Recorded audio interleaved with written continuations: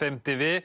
Bon, on a compris pour les huîtres. Dans un instant, on va parler dessert en plateau. Mais avant ça, on retrouve Fanny Wegscheider. On va parler du budget Noël, que ce soit pour les cadeaux, que ce soit pour le dîner. Les Français vont-ils se priver ou pas, Fanny ? Légèrement, il faut le dire. Ils vont surtout essayer d'arbitrer, d'organiser leur budget un peu différemment, forcément à cause de l'inflation. Regardez ce que cette année, ils ont prévu de dépenser pour toutes les courses de Noël. 549 € en moyenne de budget cette année. C'est 19 € de moins que l'année dernière. Je le disais, à cause de l'inflation. Alors même si elle est en baisse depuis plusieurs mois, on est tout de même toujours pour le mois de novembre à plus 3,5% d'augmentation des prix. Vous allez le voir avec donc cette conséquence, plus de 8 Français sur 10 qui ont été interrogés ont déclaré que cette inflation, elle allait avoir des conséquences, qu'elle allait réduire leur budget sur les achats de Noël.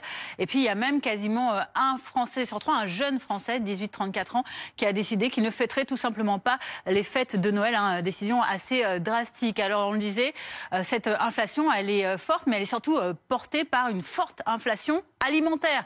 Plus 7,7% d'augmentation des prix depuis l'année dernière sur l'alimentaire, même si ça baisse là aussi, mais très légèrement.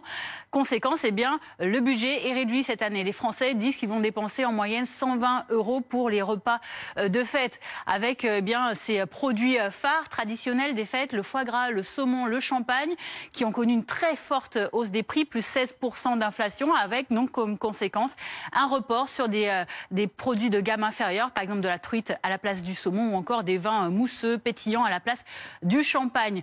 Le plus gros du budget de ces fêtes de fin d'année, ce sont les cadeaux à plus de 2 tiers. Cette année, les Français ont décidé, à cause de l'inflation, certes, d'en faire toujours autant, en moyenne 7 cadeaux depuis 2019, c'est assez stable, mais de les prendre un peu moins cher, avec un budget alloué de 332 € cette année. C'est, vous le voyez, 32 € de moins que l'année dernière.